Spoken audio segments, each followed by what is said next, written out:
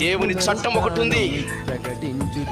అక్రమ సంబంధాలతో, వారి సొంత ఆలోచనలతో భార్యలను చంపేవాడు భర్త, భర్తలను చంపేవాళ్ళు స్త్రీలు. ఎంతమంది ఈ రోజు ఫేస్బుక్లలో, వాట్సాప్లలో చూస్తుంటే ఏమిటి మతిపోతుంది. ఈ విలువలు తెలుసా చెప్పండి ఈరోజు సమాజానికి?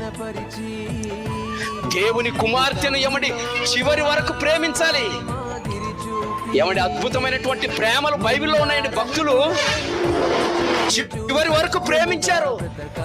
ఎందరో ఉన్నారండి భార్యలను చివరి వరకు ప్రేమించారు. బైబిల్ అర్థమైతే భార్యలను ప్రేమిస్తారు, బైబిల్ అర్థమైతే భర్తలను ప్రేమిస్తారు. దేవుని చట్టం అర్థం కాలేదు ఈరోజు సమాజానికి. ప్రేమైన దేవుని పిల్లలారా, ఈరోజు అత్యాచారాలు ఎందుకు జరుగుతున్నాయి? దేవుని కుమార్తె ఎవరో తెలియదా? దేవుని కుమారుడు ఎవరో తెలియదా? ప్రపంచము అల్లకల్లోలం అయిపోయింది. అందుకే ఈ సభలకు మీ